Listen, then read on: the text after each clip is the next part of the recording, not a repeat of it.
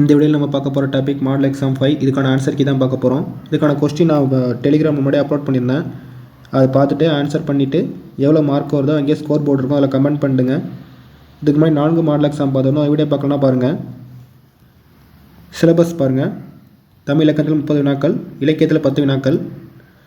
GK syllabus 10th ஐஎன்எம்மில் ஆங்கில ஆட்சிக்கு எதிராக தமிழகத்தில் நிகழ்ந்த தொடக்க கால கிளர்ச்சிகளில் 15 வினாக்கள். ஜியாகிரஃபி 10th இந்தியா காலநிலை மற்றும் இயற்கை தாவரங்களில் 15 வினாக்கள். 10th பாலிட்டி மத்திய அரசில் 15 வினாக்கள். 11th இந்திய பொருளாதாரம் 15 வினாக்கள். ஸோ இதுக்கப்புறம் நம்ம வீடியோலாம் பார்த்தீங்கன்னா மேக்ஸிமம் ஜிகே சிலபஸ் ஃபுல்லாக கம்ப்ளீட் பண்ணுற மாதிரி தான் இருக்கும். ஸோ 4வது மாடல் எக்ஸாம், இதுக்கு முன்னாடி 4வது மாடல் எக்ஸாம் இருந்தது, அதுலேருந்து படிக்க ஸ்டார்ட் பண்ணலாம். 4வது மாடல் எக்ஸாம்லேருந்து பிடிஎஃப் டவுன்லோட் பண்ணி அதை படிச்சுட்டே டெஸ்ட் எழுதுற மாதிரி பார்த்துங்க. இதுக்கப்புறம் நம்ம ஃபுல்லாக சிலபஸ் வைஸ் தான் நம்ம பார்க்க போகிறோம். ஸோ ஜிகே சிலபஸ் பார்க்கும்போது மட்டும் எக்ஸ்பிளைன் பாயிண்ட்ஸ் எல்லாம் நான் அட்டாச் பண்ணியிருப்பேன். ஸோ அந்த பாயிண்ட்லாம் ஸ்கிப் பண்ணாமல் பாருங்கள், யூஸ்ஃபுல்லாக இருக்கும் உங்களுக்கு. ஸோ இதுக்கான ஆன்சர் கீ மட்டும் இந்த வீடியோ யூஸ் பண்ணிக்கோங்க, டெஸ்ட்டுக்கு யூஸ் பண்ணாதீங்க. டெலிகிராமில் இருக்குது, அதை டவுன்லோட் பண்ணி டெஸ்ட் பண்ணி பார்த்துட்டு அதுக்கப்புறமா அந்த ஆன்சர் கீ வந்து பாருங்கள். டெஸ்கில் லிங்க் இருக்குது பாருங்கள். முதல் வினா, ஒருமை பன்மை பிழையற்ற தொடர் எது? ஒருமை பன்மை பிழையற்ற தொடர் எது? இதுக்கான ஆன்சர் ஆப்ஷன் டி, ஏனையோர் புறமுதுகு காட்டி ஓடி பிழைத்தனர் என்பதுதான் சரியான விடை. இரண்டாவது வினா, பிழை திருத்தம் பிறமொழி சொற்களை நீக்குதல். பிறமொழி சொல் கலவாத தொடரை கண்டுபிடி. சரியான விடை ஆப்ஷன் சி, வானத்தில் பறவை பறந்தது என்பதுதான் சரியான விடை. வானத்தில் பறவை பறந்தது. மந்திரி என்பது பிறமொழி சொல்ல வரும். விடம் என்பதும் பிறமொழி சொல்ல தான் வரும். இது 5 தான் நமக்கு தமிழ் மொழி சொல்.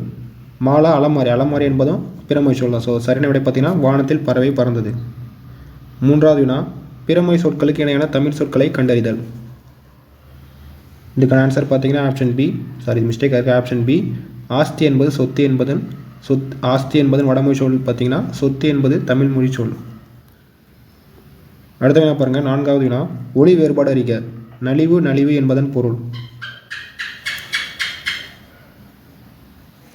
சரியான விடை பார்த்தீங்கன்னா ஆப்ஷன் சி, இந்த லீவ் வந்து பார்த்தீங்கன்னா நோய் வரும், அதுவே இந்த லீவ் வந்தால் செறிவு. சி தான் சரியான விடை. அடுத்த வினா பாருங்கள். 5வது வினா, உயர்திணைக்குரிய பால் பகுப்புகள் எத்தனை? உயர்திணைக்குரிய பால் பகுப்புகள் எத்தனை?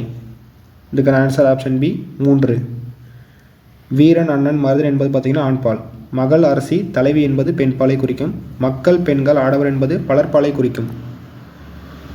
அடுத்து பாருங்கள். 6வது வினா, மனிதர்கள் வாழ்வியல் சூழலுக்கு ஏற்பவும் மாறுபடுவது எது? மனிதரின் வாழ்வியல் சூழலுக்கு ஏற்ப மாறுபடும் மொழி கேட்டிருக்காங்க. ஆன்சர் வட்டார மொழி. ஸோ இந்த பேச்சு மொழி, அந்த வட்டார மொழிலாம் பார்த்திங்கன்னா நம்ம சிலபஸில் வரும். வட்டார மொழி, வாழ்வியல் சூழலுக்கு ஏற்ப மாறுபடும் மொழி வட்டார மொழி. அடுத்த என்ன பாருங்கள். ஓர் எழுத்து ஒரு மொழியின் பொருள் அறிக. தே என்பதன் ஓர் எழுத்து ஒரு மொழி. ஆன்சர் கடவுள். தே என்பதன் ஓர் எழுத்து ஒரு மொழி கடவுள். அடுத்த வினா பாருங்கள். 8வது வினா, ஓர் எழுத்து ஒரு மொழியின் பொருள் அறிக. தூ என்பதன் பொருள். ஆன்சர் ஆப்ஷன் பி, உன். அடுத்த வினா, சாவி சன்னல் பண்டிகை ரயில் என்பவை எம்மொழி எவ்வகையான சொற்கள் கேட்டிருக்காங்க. ஆன்சர் திசை சொற்கள். சாவி சன்னல் பண்டிகை ரயில் என்பது திசை சொற்கள். அடுத்த வினா, வடமொழியிலிருந்து வந்து தமிழில் இடம்பெறும் சொற்கள் எவை? வடமொழியிலிருந்து வந்து தமிழில் இடம்பெறும் சொற்கள். ஆன்சர் வட சொல். அடுத்த வினா, மயங்கொலி எழுத்துக்கள் எத்தனை உள்ளன? மயங்கொலி எழுத்துக்கள் ஆப்ஷன் சி, 8 உள்ளன. மொத்தம் 8. ஸோ இந்த ரா அந்த 3 நா வரும், அப்புறம் 3 லா. ஸோ அதான் மயங்கொலி எழுத்துக்கள். அடுத்த வினா பாருங்கள். 12வது வினா, நா. ஸோ இந்த 3 நா எழுத்துக்களில் தவறான கூற்றை கண்டறி. ஸோ இதனோட பார்த்தீங்கன்னா ஆப்ஷன் டி தான் தவறான விடை. ஸோ இந்த இட்டு பார்த்தீங்கன்னா இந்த இட்டுக்கு அப்புறம் இன எழுத்தாக வருவது இன்னு தான். 3 சொல்லி இன்னு தான் வரும். ஸோ இந்த இன்னு தான் வரும். அது மாதிரி இந்த இத்துக்கு பார்த்தீங்கன்னா இந்த இந்து தான் இன எழுத்தாக வரும். இட்டுக்கு பார்த்தீங்கன்னா இந்த எண்ணு வரும். ஸோ இது மாறி கொடுத்துருக்காங்க. இது ஒன்று மட்டும் தவறானது. சரியான விடை பார்த்தீங்கன்னா நா என்பதன் அன்னத்தின் முன்பகுதியை தொடுவதால் பிறக்கும் எழுத்து. 3 சொல்லி நா பார்த்தீங்கன்னா நடுப்பகுதியை தொடுவதால் பிறக்கும் எழுத்து. இந்த நா பார்த்தீங்கன்னா பல்லின் அடிப்பகுதியை தொடுவதால் பிறக்கும் எழுத்து. ஸோ கீழே இந்த ஆன்சர் மென்ஷனாக இருக்கும். நீங்கள் பிடிஎஃப் அந்த டெலிகிராமில் இருக்க பிடிஎஃப் பார்த்துட்டு அதுக்கப்புறமா வந்து பாருங்கள். அப்போ தான் உங்களுக்கு கரெக்டாக ஆன்சர் பண்ண முடியும். அடுத்த வினா பாருங்கள் 13வது வினா. ஸோ இந்த 3 லா எழுத்துக்களில் தவறான கூற்றை கண்டறி. ஸோ இதெல்லாம் சிலபஸில் நமக்கு இருக்குது. வினாக்கள் கேட்க நிறைய வாய்ப்புகள் இருக்குது. கண்டிப்பாக வினா வரும். சரியான விடை பார்த்தீங்கன்னா ஆப்ஷன் டி. இது ஒன்று தான் இதில் தவறானது. ஸோ இந்த லா பார்த்தீங்கன்னா லா போல இருப்பதால் லகர என்றும் கூறுவர் என்பது தவறு. ஸோ இது பார்த்தீங்கன்னா எப்படி இருக்குன்னா நகர லகரம் தான் வரும். ஸோ இந்த லா பார்த்தீங்கன்னா நான் மாதிரி தான் இருக்குது. ஸோ இந்த லா மாதிரி இல்லை. இது ஒரு கூற்று மட்டும் தப்பு. ஸோ இந்த இதில் பார்த்தீங்கன்னா நகர லகரம்னு வரும். ஒன்று மட்டும் தவறு. சரியான இப்போ ஃபஸ்ட்டு பாருங்கள். லா வந்து நாவின் இரு பக்கங்கள் தடித்து மேல்பற்களின் அடி தொடுதல் தோன்றும். அடுத்து பி பாருங்கள். நாவின் இரு பக்கங்கள் தடித்து. ஸோ இந்த லா பார்த்தீங்கன்னா மேல் அன்னத்தின் அடுப்பை தொடுதல் தோன்றும். அது இந்த லா பார்த்தீங்கன்னா வா போல இருப்பதால் இது வகர லகரம். ஸோ இந்த லா பார்த்தீங்கன்னா இந்த நா. ஸோ நா மாதிரி இருக்கனால இது நகர லகரம் என்றும் கூறுவர். ஸோ இந்த லாஸ்ட் ஒன்று மட்டும் தப்பு. அடுத்த வினா 14வது வினா. சேய்மை சுட்டுக்குறி எழுத்தியது.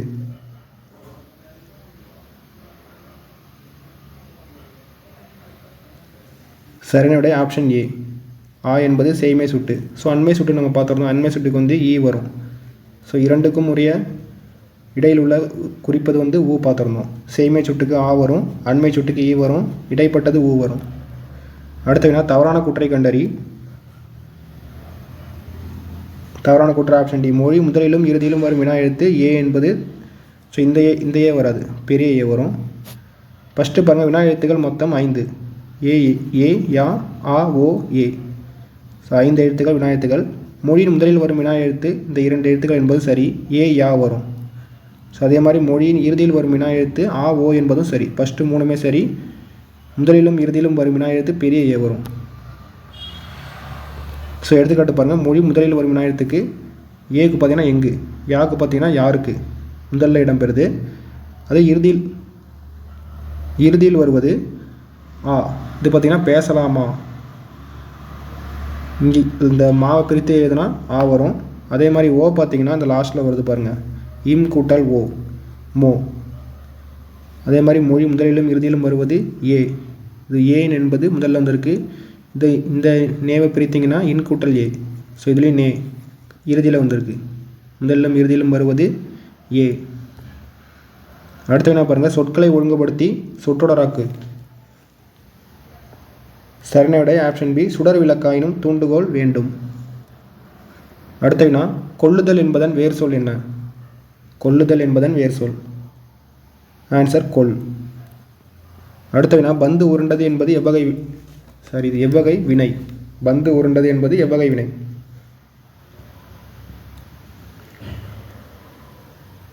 இது பார்த்தீங்கன்னா ஆன்சர் தன்வினையில் வரும். பந்து உருண்டது என்பது தன்வினை. அதே உருட்டினான்னு வந்தால் அது பிறவினையில் வரும். அடுத்து என்ன பாருங்கள். சுரிவலை என்பதன் பொருள் என்ன?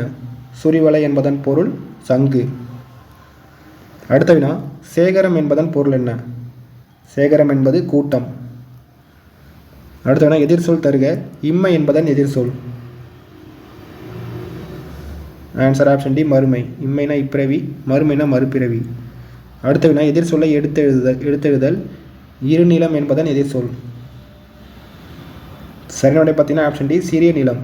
இருநிலம் என்பதன் பொருள் பார்த்தீங்கன்னா பெரிய நிலம் வரும். எதிர்சொல் சிறிய நிலம். அடுத்த வினா மாறுபட்ட ஒன்றை கண்டறி. வழுவு சொற்கள். மாறுபட்ட ஒன்று ஆப்ஷன் டி புழக்கடை என்பது. ஸோ இந்த ரா வரும், புறங்கடை வரும், இந்த ரா வராது. பொட்டலம் என்பது பொட்டலம், இட்டுக்கு அப்புறம் டா வரும். மாங்காய் மரம் என்பது மாமரம் தான் சரியான விடை. புடவை என்பது இந்த டை வரும், புடைவை. அடுத்த என்ன பாருங்கள். மாறுபட்ட ஒன்றை கண்டறி. மரபு சொற்கள். சரியான விடை ஆப்ஷன் சி வந்து இதில் தவறானது. ஸோ பேலன்ஸ் பாருங்கள். வேப்பந்தழை என்பது வேப்பந்தழை தான் சொல்லுவோம். நெல்லுக்கு தாள் அல்லது கதிர் வரும், கீரை தண்டு. ஸோ இந்த ஆவாரம் தழை என்பது ஆவாரம் குழை தான் வரும், தழை வராது. அடுத்து என்ன பாருங்கள். மாறுபட்ட ஒன்றை கண்டறி. மரபு சொற்கள். 25 மாறுபட்டது ஆப்ஷன் டி. கூகை வந்து கூவும் இருக்கு, கூகை வந்து குழரும் வரும். ஸோ ஒன்று மட்டும் தவறு. சேவல் கூவும், மயிலாகவும், குருவி கீச்சிடும். கூகை அல்லது கோட்டான் குழரும். பிரித்து எழுதுக. தட்ப வெப்பம். சரியான விடை ஆப்ஷன் பி தட்பம் கூட்டல் வெப்பம். அடுத்த வினா சேர்த்து எழுதுக விழித்து கூட்டல் எழும். ஆன்சர் ஆப்ஷன் ஏ விழித்தெழும். அடுத்த வினா பால் மனம் ஆறாத குழந்தை போல ஊமை தொடர் உணர்த்தும் பொருள் என்ன? ஆன்சர் வெகுளி. அடுத்த வினா மறு பெயர் அல்லாத ஊர் பெயரை கண்டறி. மறு பெயர் அல்லாத ஊர் பெயர் எதுன்னு கேட்டிருக்காங்க. ஆன்சர் ஆப்ஷன் சி என்பது மறு பெயர் அல்லாதது. பேலன்ஸ் பாருங்கள், கோயம்புத்தூர் என்பது கோவை, நாகப்பட்டினம் என்பது நாகை, உதகமண்டலம் என்பது உதகை. ஸோ வேலூர் பார்த்தீங்கன்னா அந்த மாதிரி முன்னாடி எதுவுமே இருக்காது, வேலூர் மட்டும்தான் இருக்கும். அடுத்த வினா பாருங்கள் 30. ஒரு பொருள் தரும் பல சொற்கள். கூழம், கூலம், கால், முத்து, முதிரை ஆகிய சொற்கள் எதனை உணர்த்துகின்றன?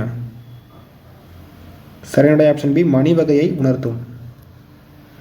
அடுத்த வினா குஞ்சுகளுக்கு பறவைகளுக்கு மணிமொழி மாலை, பழமைவாதிகளுக்கு வருவது பிணமாலை, துணி உடையவருக்கு வருவது பணமாலை என்றவர் யார்?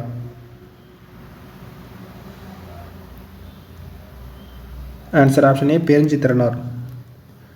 அடுத்த வினா இன்னா நாற்பதின் ஆசிரியர் யார்? ஆன்சர் கபிலர். இன்னா நாற்பது கபிலர். அடுத்த வினா முதுமொழிக்கு இலக்கணம் வகுக்கும் நூல் எது? முதுமொழிக்கு இலக்கணம் வகுக்கும் நூல். ஆன்சர் புறப்பொருள் வெண்பா மாலை. அடுத்த வினா அம்மை என்னும் வனப்பு வகையை சார்ந்த நூல் எது? அம்மை என்னும் வனப்பு வகையை சார்ந்த நூல் முதுமொழி காஞ்சி. அடுத்த வினா வெல்லாததில்லை திருவள்ளுவன் வாய் விளைத்தவற்றுள் என பாடிய புலவர் யார்? ஸோ இது பார்த்தீங்கன்னா நிறைய டைம் எக்ஸாமில் கேட்கப்பட்ட வினா பாரதிதாசன். அடுத்த வினா ஜி போப் புறநானூறு முதலான சங்க நூல்களையும் நன்னூல் முதலான இலக்கணங்களையும் பயின்ற இடம் எது? ஆன்சர் தஞ்சாவூர். ஜி போப்ஸ் நம்ம சிலபஸில் இருக்குது, ஒரு வினா கண்டிப்பாக கேட்டுருவாங்க. அடுத்த வினா பாருங்கள், டேஸில் நடுவண அரசு உவேசாவுக்கு அஞ்சல் தலையை வெளியிட்டது. 5 ரூபாய் அஞ்சல் தலை வெளியிட்ட ஆண்டு. ஆன்சர் ஆப்ஷன் ஏ 2006. ஸோ உவேசாவும் பற்றியும் வினா கேட்க நிறைய வாய்ப்புகள் நிறைய டைம் எக்ஸாம் கேட்டிருக்காங்க. அடுத்த வினா 1977 பத்மபூஷன், 78 கலைமாமணி விருது பெற்றவர் யார்? ஆன்சர் ஆப்ஷன் சி தேப்போ மீனாட்சி சுந்தரனார். அடுத்த வினா 1949ஆம் ஆண்டு கலங்காதிரும் மனமே என்ற பாடலை எழுதி திரைப்பட ஆசிரியரானவர் யார்? Answer option B Kannadasan. அடுத்த வினா இது பார்த்தீங்கன்னா ஏகப்பட்ட டைம் எக்ஸாமில் கேட்டிருக்காங்க, அதுவும் தனித்தனி தான் கேட்பாங்க, மொத்தமாக கேட்க மாட்டாங்க. தேம்பாவணி தமிழ் அன்னையின் கழுத்தில் வாடாத மாலையாக திகழ்கிறது. காவலூர் கலம்பகம் கதம்ப மாலையாக காட்சியளிக்கிறது. தொன்னூல் பொன்னூலாக இலங்குகிறது. சதுரகராதி முத்தாரமாக மிளிர்கிறது. வீரமா முனிவர் தமிழ் முனிவர்கள் ஒருவராக விளங்குகிறார் என்றவர் யார்? லாஸ்ட்டில் என்றவர் எடிட் பண்ண மறந்துட்டேன். என்றவர் யார்? ஸோ பார்த்தீங்கன்னா நிறைய டைம் எக்ஸாமில் கேட்குற வினா இது. Answer option A Ra P Sethupillai. அடுத்த வினா டேஸ் உதவியால் விஸ்வநாத நாயக்கர். ஸோ அடுத்து நம்ம பார்க்க போகிறது இது பார்த்திங்கன்னா ஐஎன்எம்மில் 15 வினாக்கள் பார்க்க போகிறோம்.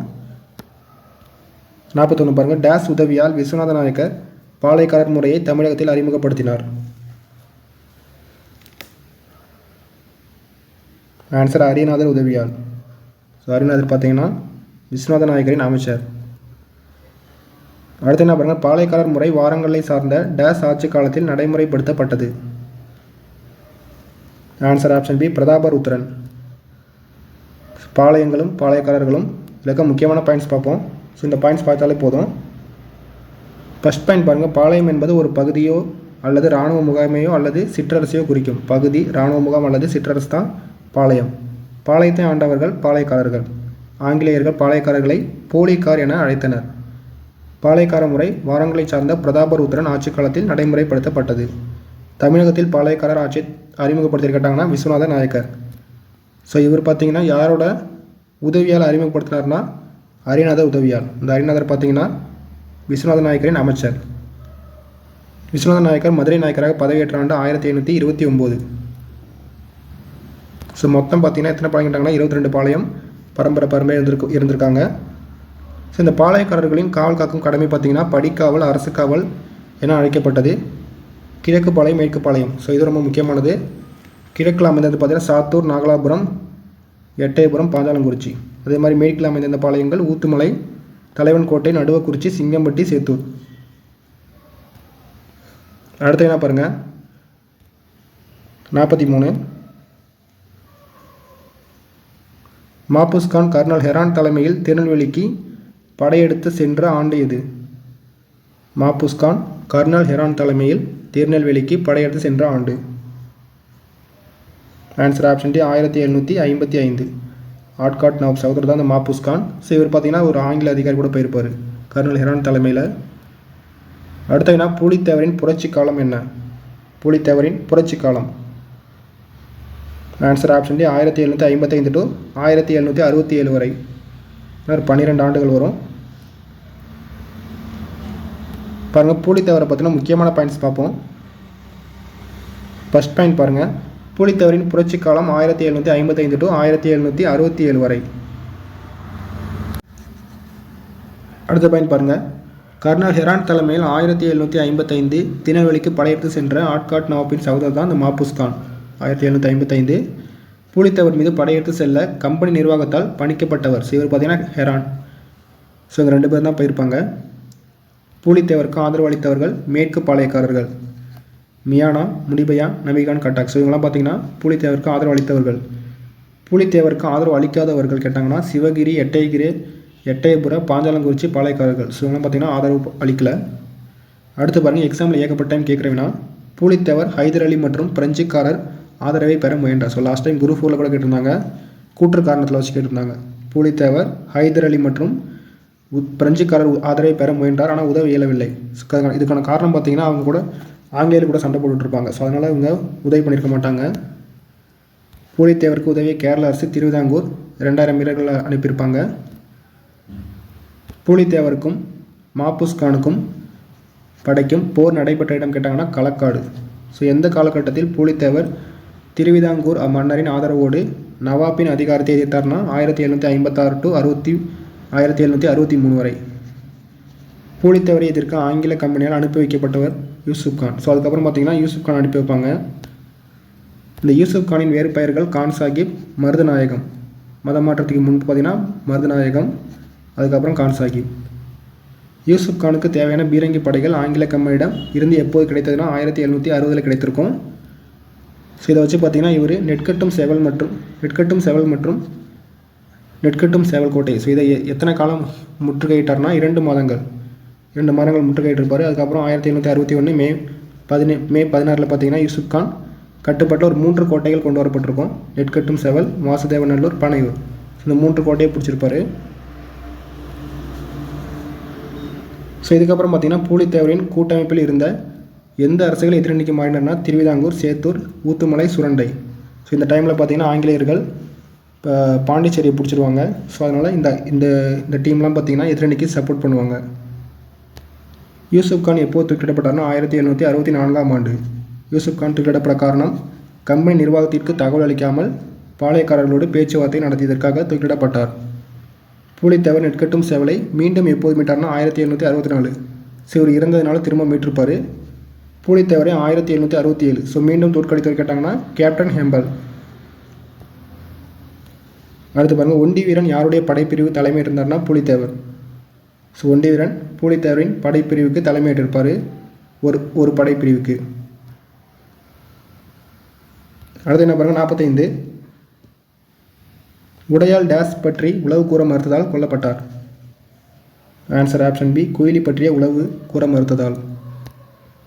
அடுத்த வினா, வேலு நாச்சியார் யாருடைய உதவியால் அரசியாக முடிசூடி கொண்டார். ஆன்சர் ஆப்ஷன் ஏ, மருது சகோதரர்கள். வேலு நாச்சியார் பற்றின முக்கியமான பாயிண்ட்ஸ் பார்ப்போம். சரி, இவங்க காலம் பார்த்தீங்கன்னா 1730 டு 1796 வரை. வேலு நாச்சியாரின் தந்தை ராமநாதபுரம் அரசர் செல்லமுத்து சேதுபதி.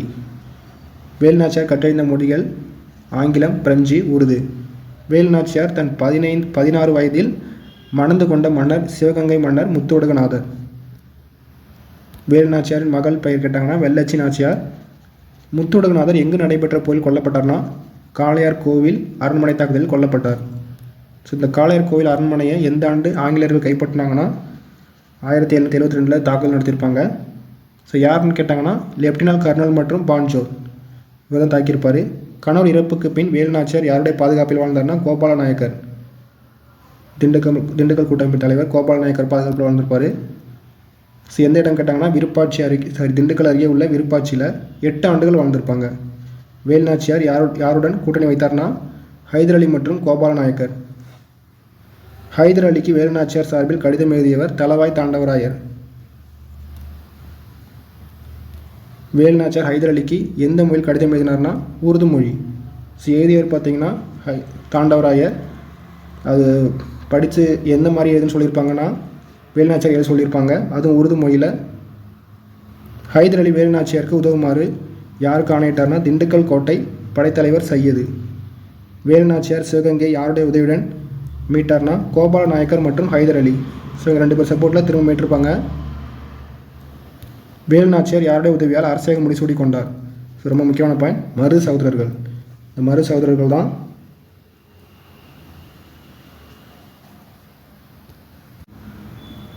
மரு சகோதரர்கள் முத்தொடுநாதரின் தளபதிகள். ஸோ இவங்களோட சப்போர்ட்டு தான் திரும்பவும் அரசியல் முடிசூடி கொண்டிருப்பார். அடுத்து பாருங்கள், இந்தியாவில் பிரிட்டிஷ் ஆதிக்கத்தை எதிர்த்து முதல் பெண்ணரசி கேட்டாங்கன்னா வேலுநாச்சியார். குயிலி பற்றிய உளவு கூற மறுத்தால் கொல்லப்பட்டவர் உடையாள். வேலுநாச்சியாரின் உடையாள் பெண் படைப்பிரிவுக்கு தலைமை வகித்தவர் தான் இந்த குயிலி.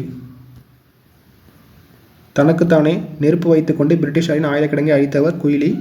திண்டுக்கல் கூட்டமைப்பின் தலைவர் கேட்டாங்கன்னா கோபால நாயக்கர். திண்டுக்கல் கூட்டமைப்பு பார்த்தீங்கன்னா வேலுநாச்சியார், கோபால நாயக்கர், மணப்பாறை லட்சுமி நாயக்கர், தேவதானப்பட்டி பூஜை நாயக்கர். ஸோ பார்த்தீங்கன்னா நாயக்கர்னு வருவாங்க.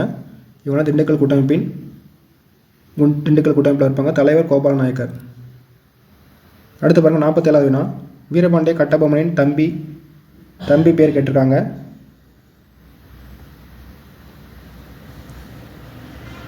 Answer option A Oomaithurai. அடுத்து என்ன பாருங்கள், கட்டபொம்மனை ராமநாதபுரம் கோட்டையில் இருந்து தப்பிக்க உதவியவர் யார்? இதுக்கு answer option A Oomaithurai. So Oomaithurai Sevathaiah 2 பேர் இருப்பாங்க. ஆப்ஷன் நமக்கு ஊமைத்துறை தான் இருக்கீங்க. ராமநாதபுரம் கோட்டையில் தப்பிக்க உதவியர் ஊமைத்துறை. அடுத்து பாருங்கள், வீரபாண்டியன் கட்டபொம்மன் பற்றிய முக்கியமான பாயிண்ட்ஸ் பார்ப்போம். ஃபர்ஸ்ட் பாயிண்ட் பாருங்கள், வீரபாண்டிய கட்டபொம்மன் கழகம் பார்த்தீங்கன்னா 1790 முதல் 99 வரை. வீரபாண்டிய கட்டபொம்மன் தந்தை ஜெக வீரபாண்டியன். ஸோ இவர் எந்த இடத்துல தலைமை பதவியேற்றிருப்பார்னா பாளையக்காரரா பாஞ்சாலங்குறிச்சி பாளையக்காரராக கட்டபொம்மன் பொறுப்பேற்ற வயது 30வது வயது. கட்டபொம்மன் அமைதியை விரும்பும் நபராக கருதிய ஆங்கில அதிகாரி கேட்டாங்கன்னா ஜேம்ஸ் லண்டன் மற்றும் காலின் ஜாக்சன். ஸோ இவர் பார்த்தீங்கன்னா வேறு ஜாக்சன், ஜேம்ஸ் லண்டன் மற்றும் காலின் ஜாக்சன். ஸோ ஸ்டார்டிங்கில் கருதியிருப்பாங்க. அடுத்து பாருங்கள், பாஞ்சாலங்குறிச்சியில் ஆங்கிலேயர்கள் வரி வசூலிக்கும் உரிமையை பெற்ற உடன்படிக்கை கேட்டாங்கன்னா 1781 ஆங்கிலேயர் மற்றும் ஆட்காடு நவாப் உடன்படிக்கை. 1798 ஆங்கிலேயர்கள் வீரபாண்டிய கட்டபொம்மனிடமிருந்து வசூலிக்க வேண்டிய நிலுவைத் தொகை 3310 பக்கோடாக்கள். ஸோ இதுக்காக நியமிக்கப்பட்ட ஆட்சியாளர் தான் ஜாக்சன் வரி வசூல் செய்ய. ஸோ ஜாக்சன் தன்னை சந்திக்குமாறு வீரபாண்டிய கட்டபொம்மனிடம் கூறிய நாள் கேட்டாங்கன்னா 1798 ஆகஸ்ட் 18. ஸோ எந்த இடம் கேட்டாங்கன்னா ராமநாதபுரம். ஸ்டார்டிங்கில் ராமநாதபுரத்தில் மீட் பண்ண சொல்லியிருப்பார். 1798 ஆகஸ்ட் 18. கட்டபொம்மன் ஜாக்சனை சந்திக்க முயன்ற இடங்கள் பார்த்தீங்கன்னா குற்றாலம், ஸ்ரீவில்லிபுத்தூர். வீரபாண்டிய கட்டபொம்மன் ஜாக்சனை கடைசியாக சந்தித்த நாள் 1798 செப்டம்பர் 19. டேட் சொன்னது 1798 ஆகஸ்ட் 18, சந்தித்தது 1798 செப்டம்பர் 19. ஸோ ரெண்டுமே ராமநாதபுரம் தான். சொன்னது ராமநாதபுரம், சந்தித்தது ராமநாதபுரம். ஆனால் இங்கெல்லாம் தான் சந்திக்க முயன்றிருப்பார் குற்றாலம், ஸ்ரீவில்லிபுத்தூர்லாம். அடுத்து பாருங்கள், ஜாக்சனின் முன் வீரபாண்டிய கட்டபொம்மன் எவ்வளவு நேரம் நிற்க வைக்கப்பட்டார்னா 3 மணி நேரம். வீரபாண்டிய கட்டபொம்மன் அமைச்சர் சிவசுப்பிரமணியனார். வீரபாண்டிய கட்டபொம்மனின் தம்பி ஊமைத்துறை மற்றும் செவத்தியா மென்ஷன் பண்ணல. 2 தம்பிகள் ஊமைத்துறை மற்றும் செவத்தியா. கட்டபொம்மனை ராமநாதபுரம் கோட்டையிலிருந்து தப்பிக்க உதவியர் ஊமைத்துறை. அடுத்து பாருங்கள், வீரபாண்டிய கட்டபொம்மன் ராமநாதபுரம் கோட்டையிலிருந்து தப்பித்த போது கொல்லப்பட்டவர் lieutenant Clarke. Veerapandiya Kattabomman Jackson குறித்து யாருக்கு தகவல் அனுப்பினார்னா மதராஸ் ஆட்சி குழுக்கு தகவல் அனுப்பியிருப்பார். வீரபாண்டிய கட்டபொம்மன் எந்த குழுவின் முன் ஆஜராகுமாறு பணிக்கப்பட்டார்னா வில்லியம் ப்ரவுன், வில்லியம் ஓரம், ஜான் காசா மேஜர் குழு. கலெக்டர் ஜாக்சனை பணி நீக்கம் செய்த ஆளுநர் எட்வர்ட் கிளைவ்.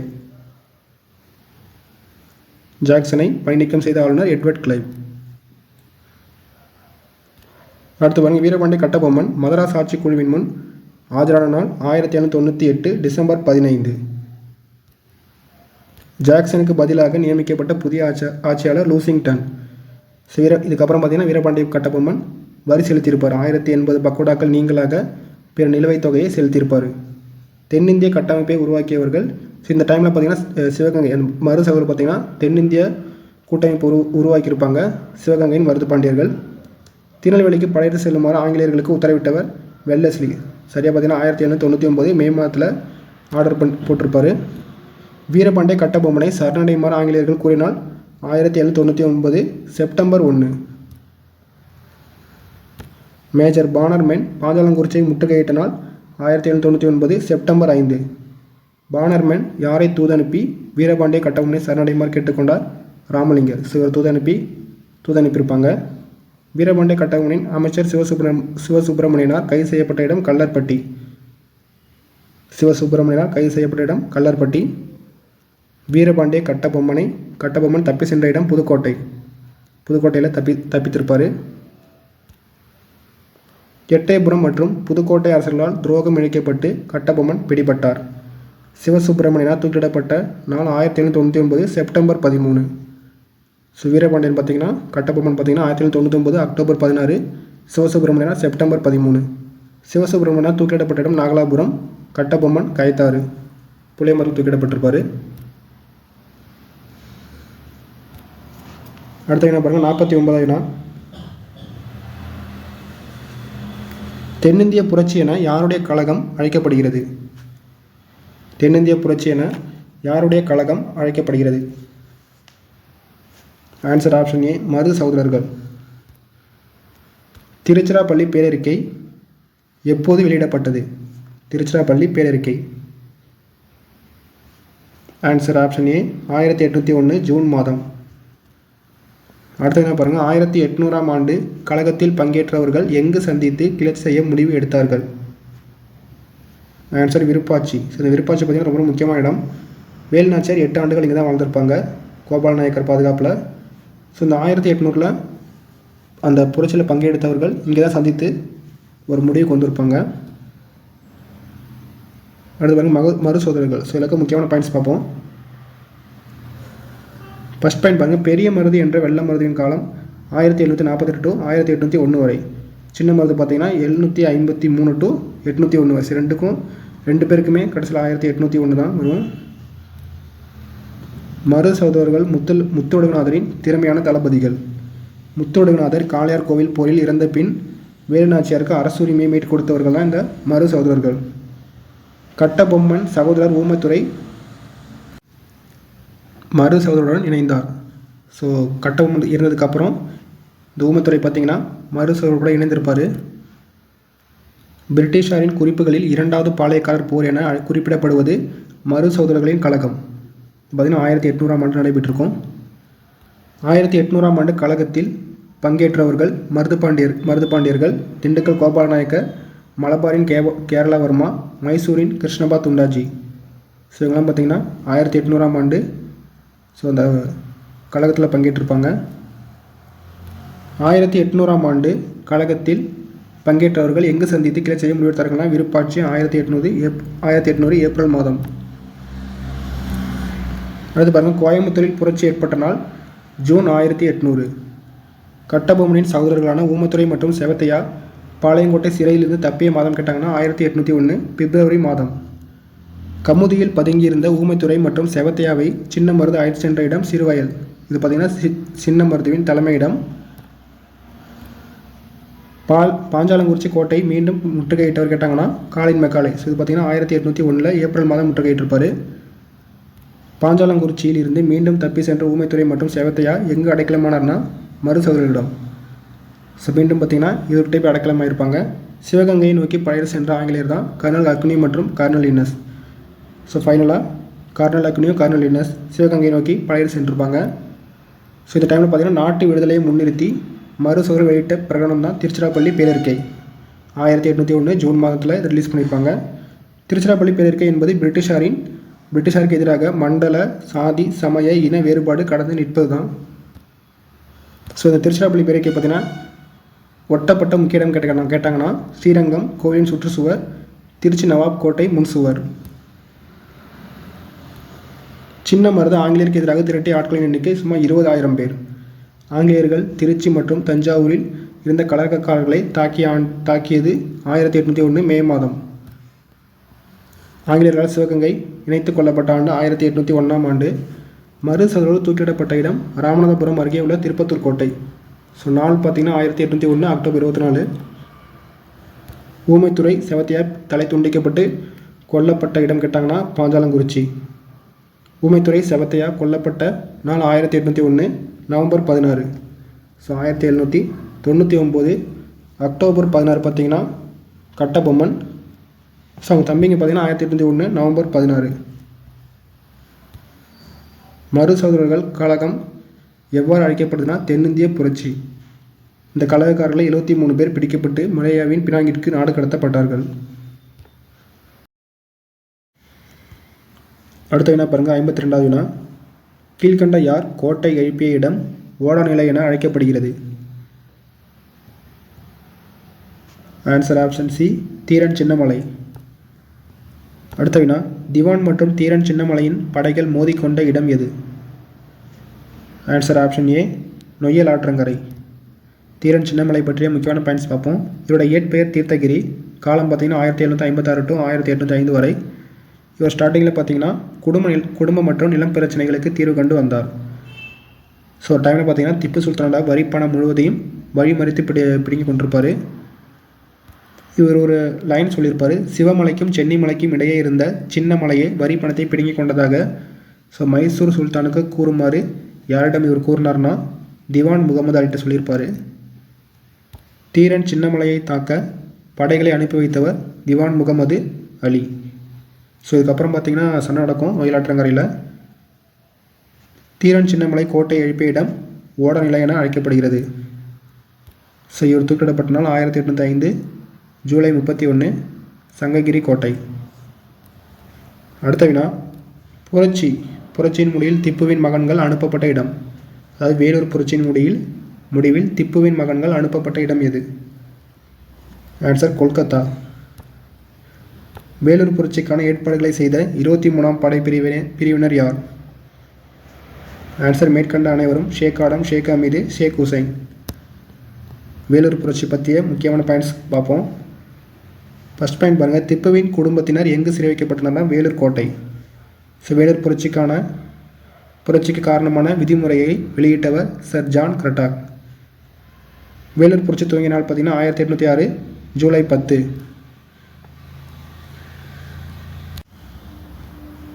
அடுத்து பாருங்கள். வேலூர் புரட்சிக்கான முக்கிய காரணங்கள். சாதி அடையாளங்கள் மற்றும் காதணிகளை அணியக்கூடாது. தாடை மற்றும் மீசையை சவரம் செய்ய வேண்டும். ஸோ இந்த ஜான் கிரட்டாக் வெளியிட்ட ரூல்ஸ் தான் இது. தலைப்பாகையில் விலங்கு தோளாலான லட்சினை வைக்கப்பட்டது. சமயக்குறி நெற்றில் இடக்கூடாது.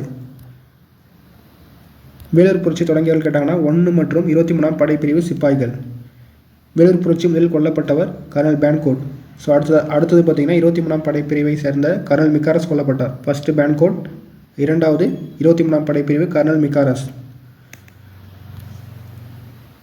வேலூர் புரட்சியில் கொல்லப்பட்ட பிற அதிகாரிகள் பார்த்தீங்கன்னா major Armstrong, lieutenant Dalley, lieutenant Popham. Vellore கோட்டையில் நடைபெற்ற புரட்சியை ஆட்காடு குதிரைப்படை தளபதி கர்னல் ஜில்லஸ்பிக்கு தகவல் தெரிவித்தவர் மேஜர் ஹோட்ஸ். ஸோ இவர் தான் பார்த்தீங்கன்னா வெளியிலேருந்து தகவல் தெரிவிப்பார். Captain young. ஸோ யாருடைய தலைமையில் அவர் வந்தாருங்கிறது முக்கியம். கேப்டன் யங் தலைமையில் ஜில்லஸ்பி வேலூர் கோட்டை வந்தடைந்த நேரம் பார்த்தீங்கன்னா காலை 9 மணி. ஜில்லஸ்பி தான் வந்திருப்பார். யார் தலைமையில்? கேப்டன் யங் தலைமையில்.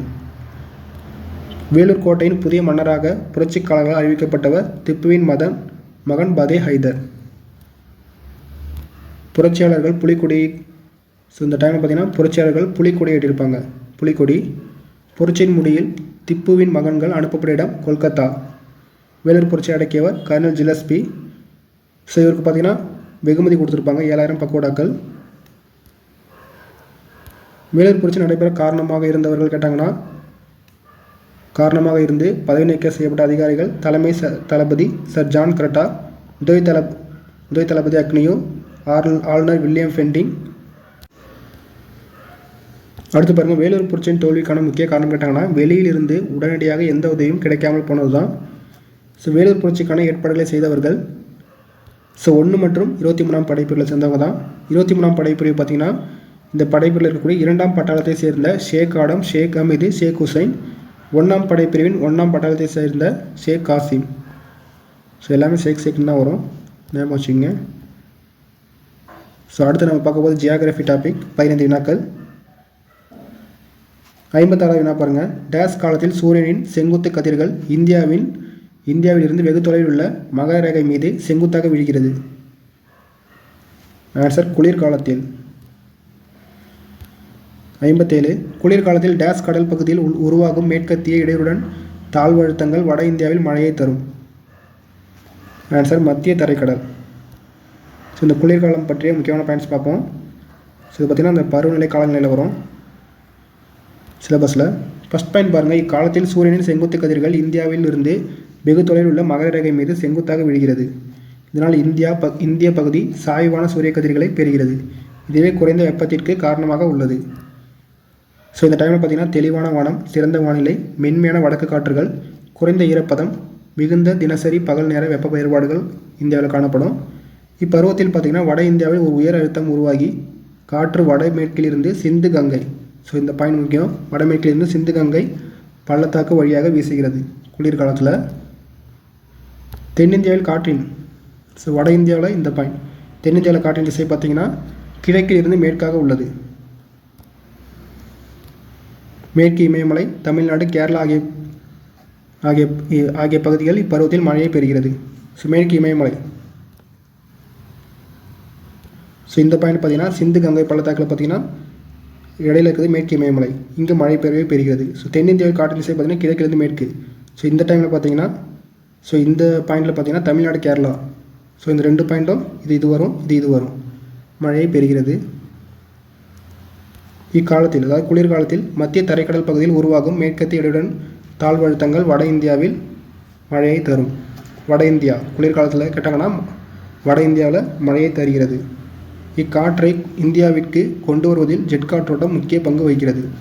ஸோ இந்த காற்றை பார்த்திங்கன்னா மேற்கு இடையுடன், ஸோ இந்த காற்றை இந்தியாவுக்கு கொண்டு வருவதில் முக்கிய பங்கு வகிப்பது ஜெட் காற்றோட்டம். இக்காற்றானது பஞ்சாப், ஹரியானா, இமாச்சல பிரதேசத்தில் மழைப்பொழிவை தருகிறது. இக்காற்று ஜம்மு காஷ்மீரின் மலைப்பகுதிகளில் பனிப்பொழிவை தருகிறது. இம்மழை குளிர்கால கோதுமை பயிர்களுக்கு மிகவும் பயனளிக்கிறது. ஸோ இந்த டைமில் தான் பார்த்திங்கன்னா இந்த பஞ்சாப், ஸோ பஞ்சாப்லாம் பார்த்திங்கன்னா கோதுமை பயிரிடுவாங்க. அடுத்த வினா 58வது வினா. டேஸ் காலத்தில் சூரியனின் செங்குத்து கதிர்கள் இந்திய தீபகற்பத்தின் மீது விழுகிறது.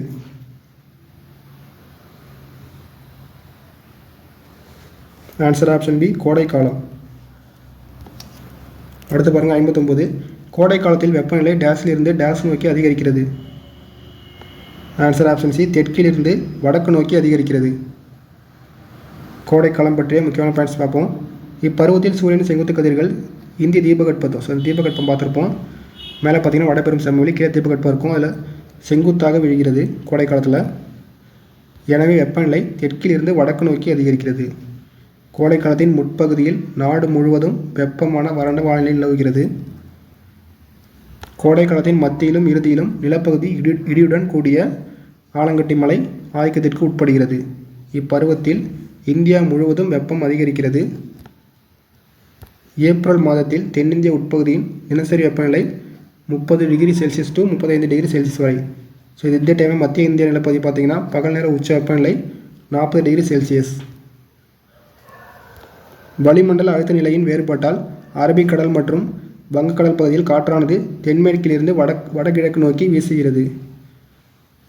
இக்காற்றுகள் மே மாதத்தில் மேற்கு கடற்கரை பகுதிக்கு முன்பருவ கால மழையை தருகின்றன. இதெல்லாம் கோடை காலத்தில் வரும். ஸோ இந்த டைமில் பார்த்திங்கன்னா மாஞ்சாலை என்ற இடியுடன் கூடிய மழை கேரளா மற்றும் கர்நாடகா கடற்கரை பகுதிகளில் விளையும் மாங்காய்கள் விரைவில் முதிர்வதற்கு உதவுகிறது. ஏப்ரல் மே மாதங்களில் வடமேற்கு திசையிலிருந்து வீசும் தலக்காற்று, ஸோ இது மிஸ்டேக் ஆகிருக்கு, தலக்காற்று நார்வெஸ்டர் அல்லது கால் பைசாகி என அழைக்கப்படுகிறது. ஸோ இந்த காற்று ரொம்ப முக்கியம். ஏப்ரல் மற்றும் மே மாதம், ஸோ கோடை காலத்தில் ஏப்ரல் மற்றும் மே மாதத்தில் வடமேற்கு திசையிலிருந்து வீசும் தலக்காற்று நார்வெஸ்டர் அல்லது கால் பைசாகி என அழைக்கப்படுகிறது. ஸோ இந்த தலக்காற்று பார்த்திங்கன்னா கிழக்கு மற்றும் வடகிழக்கு பகுதிகளான பீகார், மேற்கு வங்காளம் மற்றும் அசாம் மாநிலங்களுக்கு இடியுடன் கூடிய குறுகிய கால மழைப்பொழிவை தருகிறது. அடுத்த வினா 60வது வினா. உலகளாவிய காலநிலை நிகழ்வான எல் நினோ டேஸ் காலத்தில் மிகப்பெரிய தாக்கத்தை ஏற்படுத்துகிறது. எந்த காற்றோட காலம் பார்த்தீங்கன்னா தென்மேற்கு பருவக்காற்று காலம். தென்மேற்கு பருவக்காற்று பற்றி நிறைய டைம் எக்ஸ்பிளைன் கேட்டிருக்காங்க. தென்மேற்கு பருவக்காற்று பொதுவாக ஜூன் முதல் வாரத்தில் இந்தியாவின் டேஸ் பகுதியில் தொடங்குகிறது.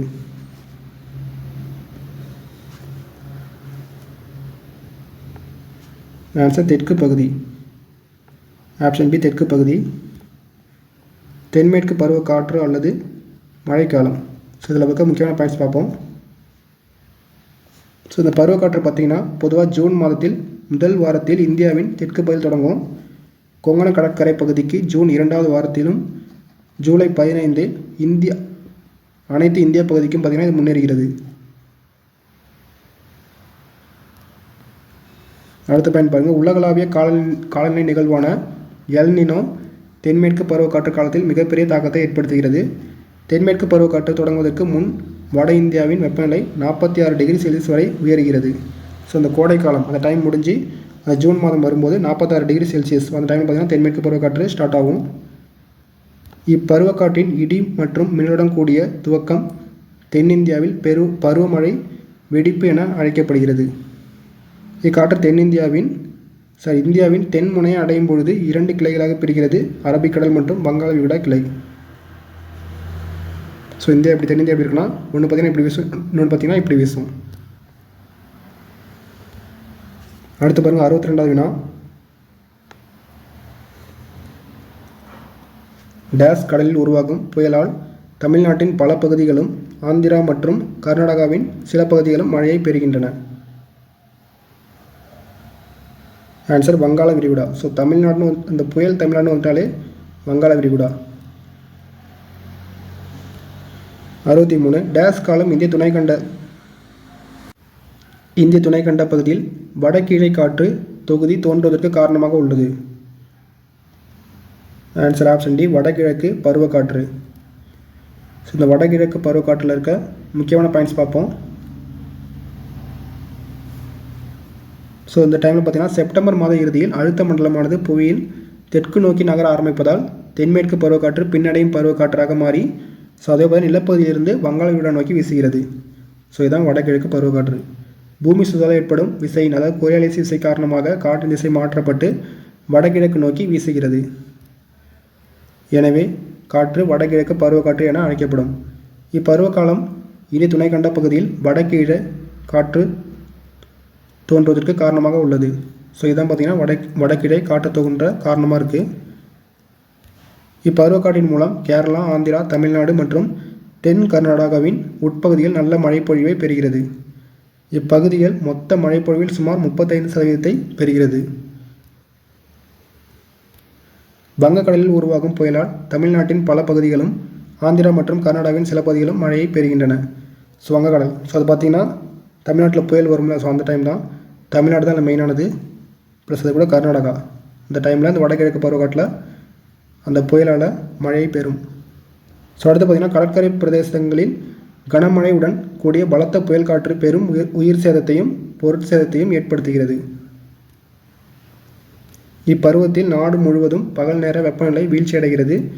உலகில் மிக அதிக மழை பெறும் பகுதியான மவுசின்ட்ராம் ஸோ இது பார்த்திங்கன்னா ஒரு எக்ஸ்ட்ரா 1141 சென்டிமீட்டர். ஸோ இது பார்த்திங்கன்னா மேகாலயாவில் அமைந்துள்ளது. ஸோ மழையின் அளவு 1141 சென்டிமீட்டர் மேகாலயா. அடுத்து என்ன பாருங்கள் 64வது வினா. இந்தியாவில் ஆண்டு சராசரி மழை அளவு டேஸ் சென்டிமீட்டர்.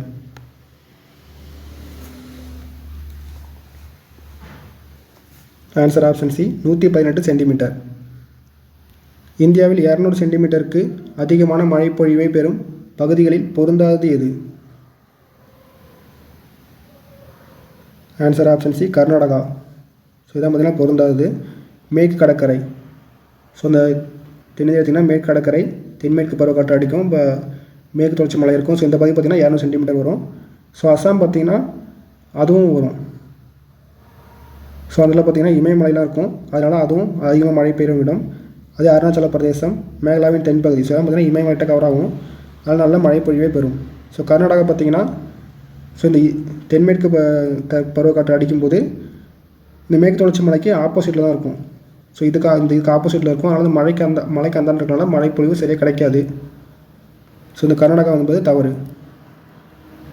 அதே மாதிரி திரிபுரா, நாகாலாந்து. ஸோ இதுவும் பார்த்திங்கன்னா 200 சென்டிமீட்டருக்கு அதிகமான மழைப்பொழிவை பெறும் இடங்கள்.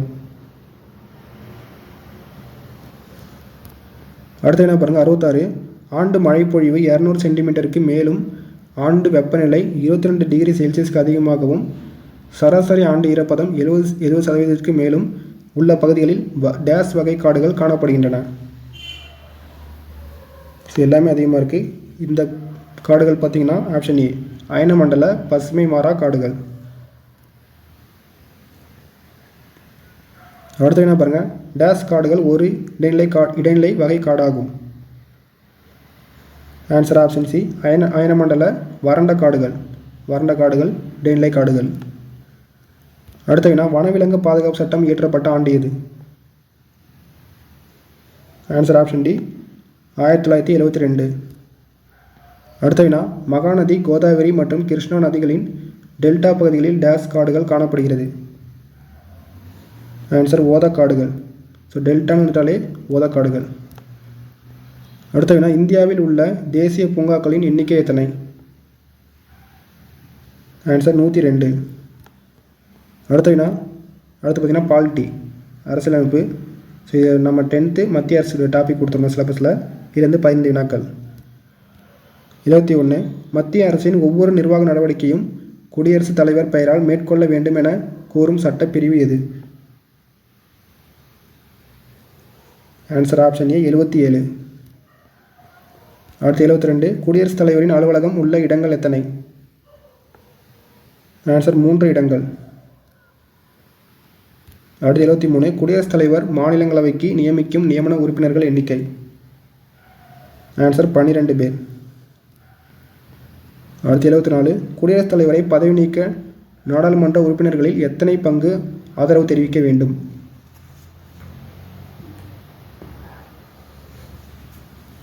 ஆன்சர் 4 1 பங்கு. குடியரசுத் தலைவர் பற்றிய முக்கியமான பாயிண்ட்ஸ் பார்ப்போம். ஃபர்ஸ்ட் பாயிண்ட் பாருங்கள், மத்திய அரசின் நிர்வாக தலைவர் கேட்டாங்கன்னா குடியரசுத் தலைவர். மத்திய அரசின் பெயரளவிலான நிர்வாக அதிகாரம் பெற்றவர் குடியரசுத் தலைவர். இதே உண்மையான அதிகாரம் பார்த்திங்கன்னா பிரதமர்கிட்ட இருக்கும். இவரோட நிர்வாக அதிகாரம் பற்றி கூறும் பிரிவு கேட்டாங்கன்னா 53. குடியரசுத் தலைவரின் இல்லம் மற்றும் அலுவலகம் உள்ள இடங்கள் கேட்டாங்கன்னா ஸோ மெயினான இடம் பார்த்திங்கன்னா புதுடெல்லி ராஷ்டிரபதி பவன். ஸோ பிற இடங்கள் அது கூடுதல் அலுவலகம் பார்த்திங்கன்னா வடக்கில் பார்த்திங்கன்னா சிம்லாவில் உள்ள ரீட்ரீட் கட்டடம், தெற்கில் உள்ள ஹைதராபாத்தில் உள்ள ராஷ்டிரபதி பவன். ஸோ இதெல்லாம் பார்த்திங்கன்னா எக்ஸ்ட்ரா இருக்கிறது. அடுத்து பாருங்கள், குடியரசுத் தலைவருக்கு வழங்கப்பட்ட கூடுதல் அலுவலகங்களுக்கு குடியரசுத் தலைவர் எத்தனை முறை சென்று தன்னுடைய அலுவல் பணிகளை மேற்கொள்வார்னா வருடத்திற்கு 1 முறை.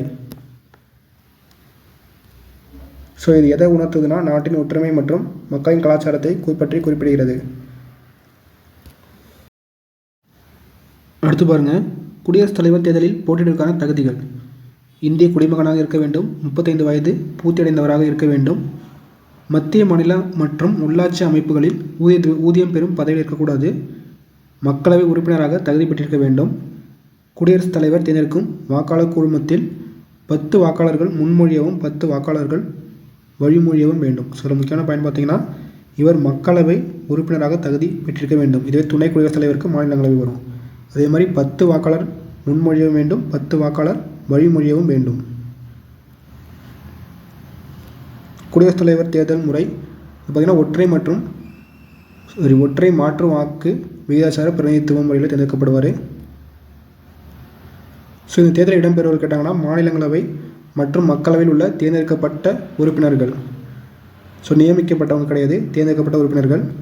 அனைத்து மாநில சட்டமன்ற உறுப்பினர்கள், டெல்லி மற்றும் புதுச்சேரியில் தேர்ந்தெடுக்கப்பட்ட உறுப்பினர்கள். குடியரசுத் தலைவருக்கு பதவி பிரமாணம் செய்து வைப்பவர் உச்சநீதிமன்ற தலைமை நீதிபதி. பதவிக்காலம் பார்த்திங்கன்னா 5 ஆண்டுகள். மத்திய அரசின் ஒவ்வொரு நிர்வாக நடவடிக்கையும் குடியரசுத் தலைவர் பெயரால் மேற்கொள்ள வேண்டும் என கூறும் பிரிவு கேட்டாங்கன்னா 77. இதுவே நிர்வாக நடவடிக்கை 53, பெயரால் மேற்கொள்ள வேண்டும். இந்த பாயிண்ட் மென்ஷன் பண்ணால் 77.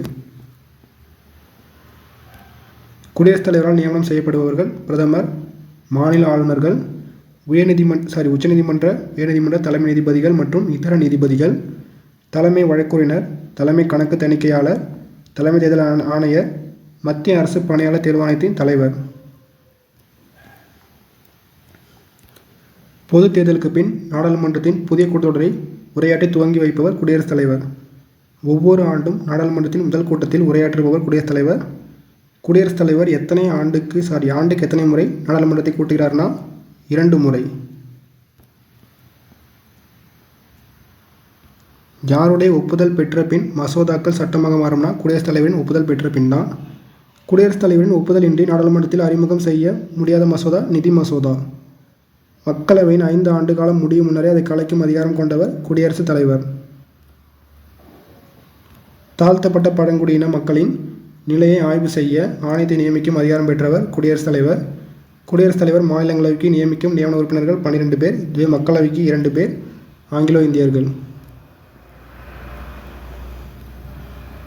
மத்திய அரசின் ஆண்டு வரவு செலவு திட்டத்தினை யாருடைய அனுமதி பெற்ற பின் மத்திய நிதி அமைச்சர் மக்களவை சமர்ப்பிக்கிறார்னா குடியரசுத் தலைவர். இந்திய அவசரகால நிதி குடியரசுத் தலைவரிடம் உள்ளது. இந்தியாவின் அவசர நிதியில் இருந்து அரசின் எதிர்பாராத செலவுகளை மேற்கொள்ளும் அதிகாரம் பெற்றவர் குடியரசுத் தலைவர். 5 ஆண்டுக்கு ஒரு முறை நிதி குழுவை நியமிக்கும் அதிகாரம் பெற்றவர் குடியரசுத் தலைவர். நீதிமன்றத்தால் தண்டனை பெற்ற ஒருவரின் தண்டனை குறைக்கவும், ஒத்திவைக்கவும், விடுவிக்கவும் அதிகாரம் பெற்றவர் குடியரசுத் தலைவர். இது பற்றி கூறும் விதி கேட்டாங்கன்னா 72வது விதி. மத்திய அரசின் பாதுகாப்பு படையின் தலைமை தளபதி என்ற அதிகாரத்தை அரசியலமைப்பு குடியரசுத் தலைவருக்கு வழங்குகிறது. மத்திய அரசின் பாதுகாப்பு படையின் தலைமை தளபதி என்ற அதிகாரத்தை வழங்கும் பிரிவு 53இல் 2. வெளிநாடுகளுக்கான இந்திய தூதர்களை நியமிப்பவர் குடியரசுத் தலைவர். வெளிநாடுகளுக்கான அனைத்து உடன்படிக்கை மற்றும் ஒப்பந்தங்களை யாருடைய பெயரால் மேற்கொள்ளப்படுதுன்னா குடியரசுத் தலைவர்.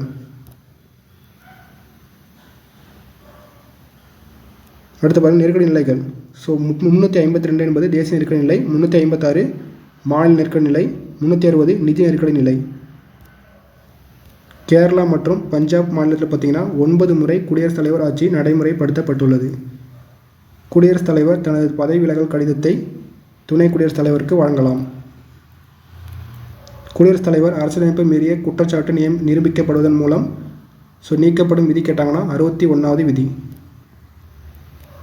குடியரசுத் தலைவரை பதவி நீக்கம் எங்கு தீர்மானம் நிறைவேற்ற வேண்டும்னா நாடாளுமன்றத்தின் 2 அவைகளும் நிறைவேற்ற வேண்டும். எத்தனை பங்குனா 4/1 பங்கு.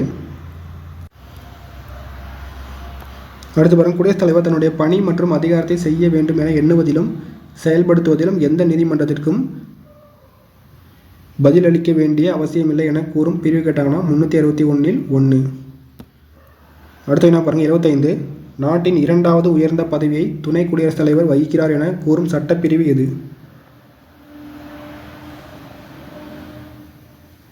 Answer option D 63.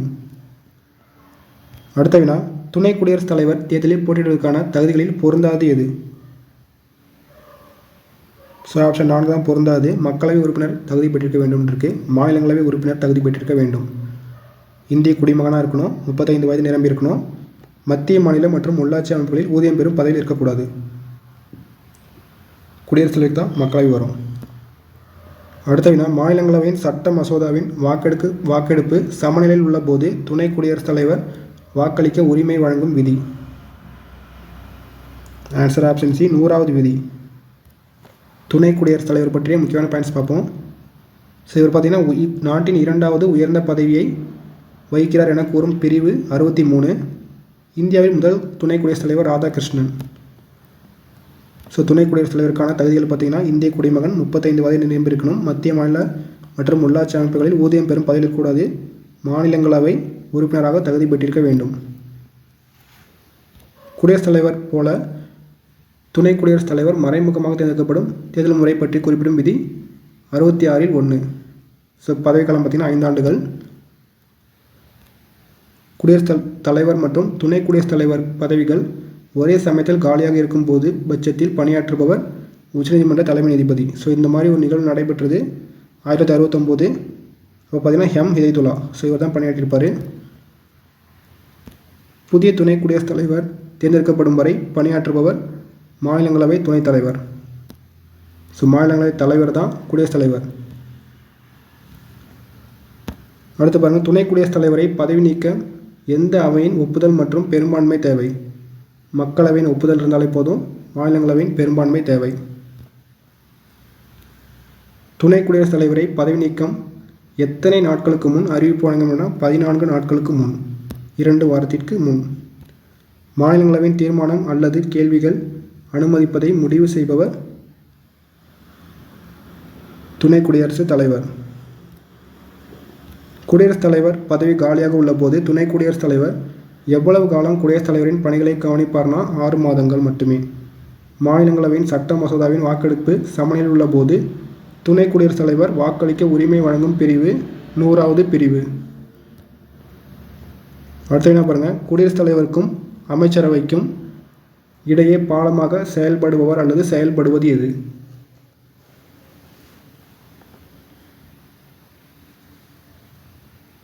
Answer option C, பிரதமர். பிரதம அமைச்சரின் கடமைகளை பற்றி கூறும் சட்டப்பிரிவு எது? ஆன்சர் 78வது சட்டப்பிரிவு. அமைச்சரவை உறுப்பினர்கள் பிரதமர் உட்பட எண்ணிக்கை மக்களவையின் உறுப்பினர்கள் எண்ணிக்கையில் எத்தனை சதவீதம் இருக்க வேண்டும்? மக்களவையின் உறுப்பினர் எண்ணிக்கையில் ஆன்சர் 15%. நடுவண் அமைச்சர்களின் வகைகள் எத்தனை? ஆன்சர் 3 வகைகள். பிரதம அமைச்சர் பற்றிய முக்கியமான பாயிண்ட்ஸ் பார்ப்போம். ஃபர்ஸ்ட் பாயிண்ட் பாருங்க, குடியரசுத் தலைவருக்கும் உதவும் அறிவுரை வழங்கவும் பிரதம அமைச்சர் தலைவராக கொண்ட மத்திய அமைச்சரவை இருக்கும் என கூறும் விதி 74ல் 1. இந்தியாவின் பிரதம அமைச்சர் பதவியானது எங்கேருந்து பெறப்பட்டதுன்னா இங்கிலாந்து, வெஸ்ட்மினிஸ்டர். வெஸ்ட்மினிஸ்டர் முறை என அழைக்கப்பட காரணம் பார்த்திங்கன்னா இங்கிலாந்து நாடாளுமன்றம் வெஸ்ட்மினிஸ்டர் அரண்மனையில் அமைந்துள்ளது. பிரதம அமைச்சரை நியமிப்பவர் குடியரசுத் தலைவர். பிரதம அமைச்சரின் கடமைகள் பற்றி கூறும் பிரிவு பார்த்திங்கன்னா 78வது பிரிவு. குடியரசுத் தலைவருக்கும் அமைச்சரவைக்கும் பாலமாக இருப்பவர் பிரதமர். இந்திய நாட்டின் உண்மையான தலைவர் கேட்டாங்கன்னா பிரதமர், பெயரளவு தான் குடியரசுத் தலைவர். எந்தெந்த மாநாடுகளில் இந்திய நாட்டின் பிரதிநிதியாக பிரதமர் பங்கு கொள்கிறார்னா காமன்வெல்த், அணிசேரா நாடுகளின் உச்சி மாநாடு, சார்க் நாடுகளின் மாநாடு. நாடாளுமன்ற உறுப்பினராக இல்லாத ஒருவர் அமைச்சராக நியமிக்கப்படும் போது அவர் எத்தனை மாதத்துக்குள் நாடாளுமன்றத்தில் தேர்ந்தெடுக்கப்பட வேண்டுமா? 6 மாதத்திற்குள். குடியரசுத் தலைவர் யாருடைய ஆலோசனையின்படி அமைச்சரவை நியமிக்கிறார்னா பிரதமரின் ஆலோசனைப்படி. அமைச்சரவையின் துறைகளை ஒதுக்கீடு செய்பவர் பிரதமர். அமைச்சரவை கூட்டத்தின் தேதி நிகழ்ச்சி நிரல் குறித்து முடிவு செய்பவர் பிரதமர். அமைச்சர்களின் துறைகளை மேற்பார்வையிடுபவர் பிரதமர். நாட்டின் முக்கிய செய்தி தொடர்பாளர் கேட்டாங்கனாலும் பிரதமர். ஸோ இந்த பாயிண்ட் முக்கியம், நாட்டின் முக்கிய செய்தி தொடர்பாளர். அமைச்சரவை உறுப்பினர்கள், ஸோ பிரதமர் உட்பட எண்ணிக்கை அம்மக்களவையின் உறுப்பினர்களில் 15% மிகாமல் இருக்க வேண்டும்.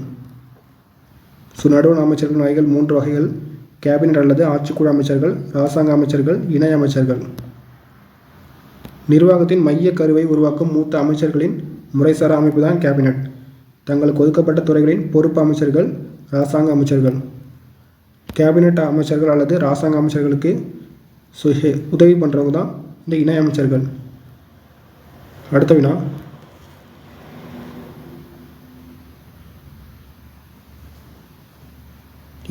இந்திய நாடாளுமன்றம் எத்தனை பகுதிகளை கொண்டது? ஆன்சர் ஆப்ஷன் பி, 3 பகுதிகள். 83 மாநிலங்களவை உறுப்பினர் ஆவதற்கான தகுதிகளில் பொருந்தாது எது? 2வது தான் பொருந்தாது. 30 வயது வரும், 35 வயது வராது. மாநிலங்களவைக்கு 30 வயது இருந்தாலே போதும். இந்திய குடிமகனாக இருக்கணும். மத்திய மாநில உள்ளாட்சி அமைப்புகளில் ஊதியம் பெறும் பதவியில் இருக்கக்கூடாது. சட்டமன்றத்தில் உறுப்பினராக இருக்கக்கூடாது. மனநிலை சரியில்லாதவராகவோ அல்லது பெற்ற கடனை திருப்பி தர முடியாதவராகவோ இருத்தல் கூடாது. அடுத்த வினா, தமிழகத்திலிருந்து மக்களவைக்கு தேர்ந்தெடுக்கப்படும் உறுப்பினர்கள் எண்ணிக்கை? ஆன்சர் 39. நாடாளுமன்ற கூட்டத்தொடர்கள் நடைபெறும் மாதங்களில் சரியானது எது? சரியானது கேட்டிருக்காங்க. ஆப்ஷன் ஏ தான் சரியானது. பட்ஜெட் கூட்டத்தொடர் என்பது பிப்ரவரி முதல் மே வரை. இந்திய நாடாளுமன்றத்தில் இருக்க முக்கியமான பாயிண்ட்ஸ் பார்ப்போம். இந்திய நாடாளுமன்றம் பற்றி கூறும் பிரிவு பகுதி பார்த்திங்கன்னா 5வது பகுதி பிரிவு 79 to 122 வரை. ஸோ நாடாளுமன்றம் மூன்று பகுதிகளை கொண்டது. குடியரசுத் தலைவர், ராஜ்யசபா, லோக்சபா. மாநிலங்களவை உறுப்பினர்கள் எண்ணிக்கை 250. ஸோ இதில் பார்த்திங்கன்னா மறைமுக தேர்தல் தேர்ந்தெடுக்கப்படுவர்கள் 238. குடியரசுத் தலைவரால் நியமிக்கப்படுபவர்கள் 12 பேர். மாநிலங்களவை மறைமுக தேர்தல் பார்த்திங்கன்னா மாநில சட்டமன்றம் மற்றும் யூனியன் பிரதேச சட்டமன்ற உறுப்பினர்கள் மூலம் தேர்ந்தெடுக்கப்படுவது. மாநிலங்களவை உறுப்பினராக தகுதிகள்: இந்திய குடிமகனாக இருக்கணும், 30 வயது நிரம்பியிருக்கணும், மத்திய மாநில உள்ளாட்சி அமைப்புகளில் ஊதியம் பெறும் பதவியில் இருக்கக்கூடாது, சட்டமன்றத்தில் உறுப்பினர் இருத்தல் கூடாது, மனநிலை சரியில்லாதவரோ அல்லது பெற்ற கடனை திருப்பித் தர முடியாதவராகவோ இருத்தல் கூடாது. மாநிலங்களவை உறுப்பினர்களின் பதவிக்காலம் 6 ஆண்டுகள். நாடாளுமன்றத்தில் நிரந்தர மற்றும் கலைக்க முடியாத அவை கேட்டாங்கன்னா மாநிலங்களவை. மாநிலங்களவையின் தலைவர் துணை குடியரசுத் தலைவர். துணை குடியரசுத் தலைவர் எவ்வாறு மாநிலங்களவையின் தலைவராக செயல்படுகிறார்னா துணை குடியரசுத் தலைவர் பதவி மூலம் மட்டுமே. மாநிலங்களவை துணைத் தலைவர் எவ்வாறு தேர்ந்தெடுக்கப்படுகிறார்னா மாநிலங்களவை உறுப்பினர்களால். மாநிலங்களவை உறுப்பினர்கள் எத்தகைய தேர்தல் மூலம் தேர்ந்தெடுக்கப்படுகிறார்னா ஒற்றை மாற்று வாக்கு விகிதாச்சார பிரதிநிதித்துவம். ஸோ குடியரசுத் தலைவர், துணை குடியரசுத் தலைவர், மாநிலங்களவை உறுப்பினர்கள். ஸோ எல்லாமே ஒற்றை மாற்று வாக்கு விகிதாச்சார பிரதிநிதித்துவம். நிதி மசோதாவை திருத்தம் செய்யவும் அல்லது நிராகரிக்கவும் எந்த அவைக்கு அதிகாரம் இல்லை கேட்டாங்கன்னா மாநிலங்களவை. நிதி மசோதாவை எங்கு மட்டுமே அறிமுகப்படுத்த முடியும்னா மக்களவையில் மட்டுமே அறிமுகப்படுத்த முடியும். ஸோ இது பார்த்திங்கன்னா 14 நாட்களுக்குள் மாநிலங்களவை ஒப்புதல் அளிக்க வேண்டும். மக்களவைக்கு அதிகபட்சமாக தேர்ந்தெடுக்கப்படும் உறுப்பினர்கள் 552. மக்களவையின் தற்போதைய உறுப்பினர்கள் பார்த்திங்கன்னா 545. மக்களவைக்கு குடியரசுத் தலைவரால் நியமிக்கப்படுபவர்கள் 2 பேர். மக்களவை உறுப்பினராக தகுதிகள்: இந்திய குடிமகனாக இருக்கணும், 25 வயது நிறைந்தவராக இருக்கணும், மத்திய மாநில அல்லது மற்றும் உள்ளாட்சி அமைப்புகளில் ஊதியம் பெறும் பதவியில் இருக்கக்கூடாது, அவர் பெயர் நாட்டின் ஏதாவது ஒரு பகுதியில் வாக்காளர் பட்டியலில் இடம்பெற்றிருக்க வேண்டும், மனநிலை சரியில்லாதவராகவோ அல்லது பெற்ற கடனை திருப்பித் தர முடியாதவராகவோ இருத்தல் கூடாது. மக்களவை உறுப்பினர்களின் பதவிக்காலம் 5 ஆண்டுகள். மக்களவை உறுப்பினர் யாரால் தேர்ந்தெடுக்கப்படுகிறார்னா மக்களால் தேர்ந்தெடுக்கப்படுகிறார்கள். மக்களவை உறுப்பினர்களின் தேர்தல் முறை நேரடி தேர்தல் முறை. மாநிலங்களவைக்கு தான் மறைமுக தேர்தல். மக்களவை கலைக்கும் அதிகாரம் கொண்டவர் குடியரசுத் தலைவர். தமிழகத்திலிருந்து மாநிலங்களவைக்கு தேர்ந்தெடுக்கப்படும் உறுப்பினர்கள் 18 பேர்.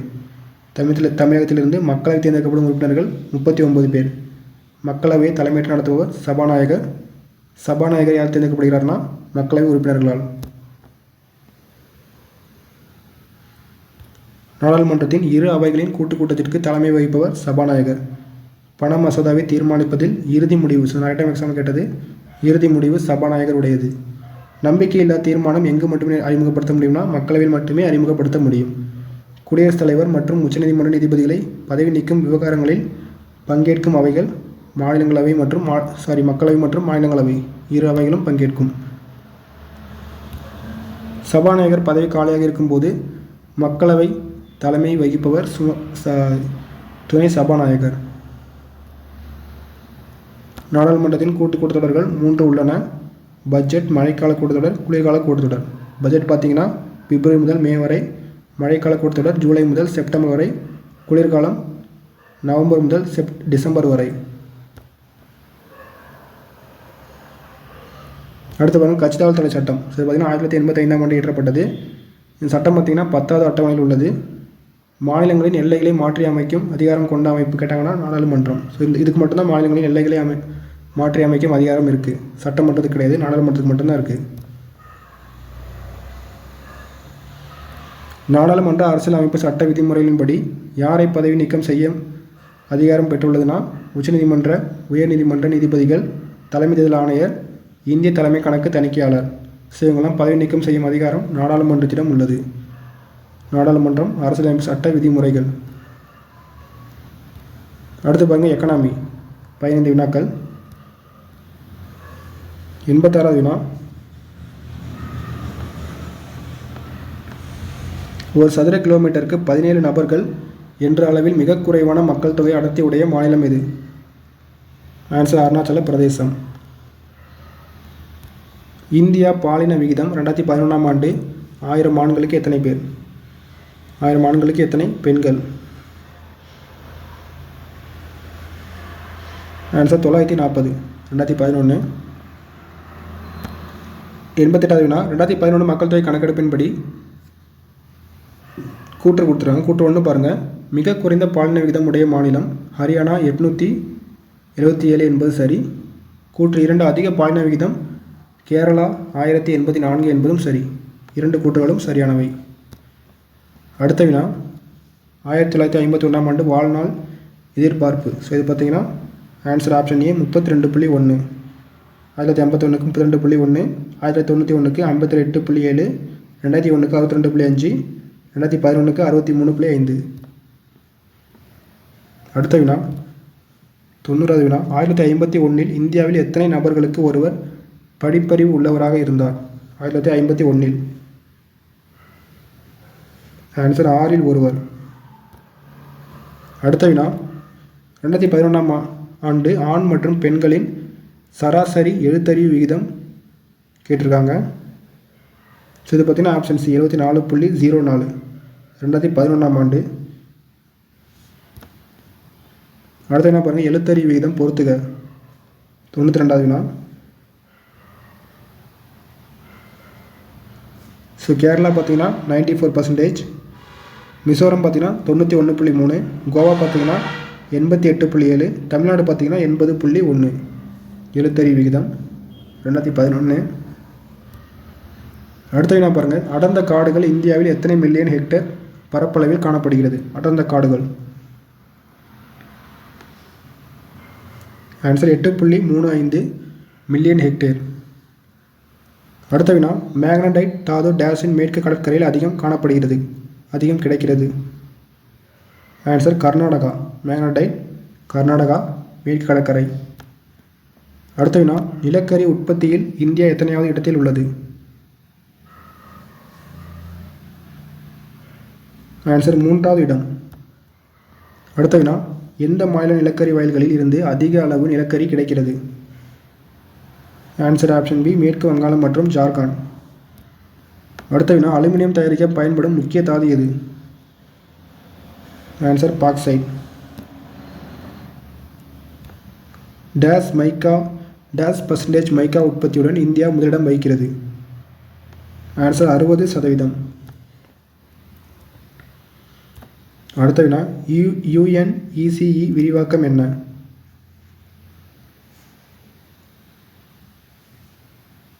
Option A United nation economic commission for Europe. அடுத்த வினா கடைசி வினா மத்திய பிரதேசத்தில் அதிகமாக வைரம் கிடைக்கும் இடம் எது? ஆன்சர் ஆப்ஷன் ஏ பன்னா. ஸோ இதுக்கான ஆன்சர் உங்களுக்கு 100க்கு எவ்வளோ மார்க் வந்ததுன்னு டெலிகிராமில் நாளைக்கு போஸ்ட் போடுறேன், அதை எவ்வளோன்னு கமெண்ட் பண்ணுங்கள்.